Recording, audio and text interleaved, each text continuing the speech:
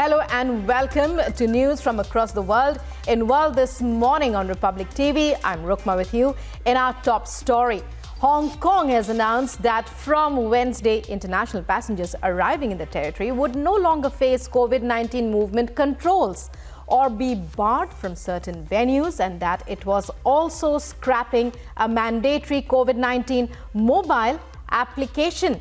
Here are all the details of this latest development.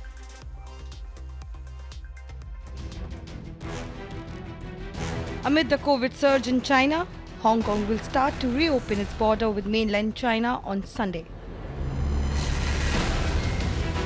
Notably, Hong Kong will also allow tens of thousands of people to cross from each side every day without quarantine. My personal inclination is, if factors permit, I want to allow a large number of people to go through, because that has been the voice of a lot of people, both locally and overseas, wishing Hong Kong to proceed to normalcy as quickly as possible. The reopening is expected to provide a much-needed boost to Hong Kong's economy. Notably, from Sunday, China will also gradually increase the number of flights between Hong Kong and the mainland. China will also scrap the limit on passenger numbers for flights from the city.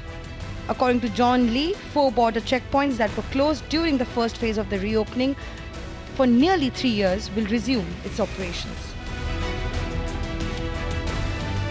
This comes a day after China threatened to take countermeasures on nations imposing restrictions on travelers coming from China. European Union nations decided to fine-tune a coordinated response to China's COVID-19 crisis. As some nations decided to put travel restrictions that they considered would upset both Beijing and global airline industry, on Wednesday, EU Commission spokesperson Tim McPhee asserted that the overwhelming majority of countries are in favor of imposing restrictions. The Chinese government and European health experts have said that there is no pressing need for any blanket restriction on travel. I don't have any response to the statements from the Chinese Foreign Ministry spokespeople. We take the measures that we believe are justified in line with the evolution of the situation in China.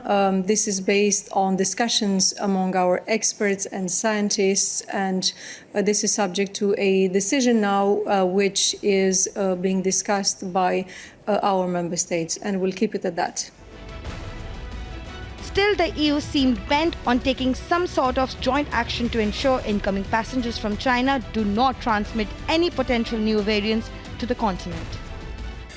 These include measures on personal hygiene and health measures for travellers, including recommended mask wearing on flights from China. It will also include things such as wastewater monitoring for aircrafts, genomic surveillance at airports, and increased monitoring and sequencing. Increased EU vigilance on testing and vaccination. That's about ensuring we have our own immunity levels as high as they can be. And then we also propose a discussion on the need for pre-testing of passengers from China prior to departure. And this is something which we saw the overwhelming majority of countries are in favour of. Sweden, which holds the EU presidency, said in a statement that travellers from China need to be prepared for decisions being taken at short notice. Fearful of being caught unaware like at the outset of the global pandemic in early 2020, the EU Integrated Political Crisis Response Group was slated to make a decision later. As well as pre-departure testing, EU nations are likely to agree on special testing on wastewater in planes coming from China to see if it contains dangerous variants that are not common on the continent yet. Agency report, Republic TV.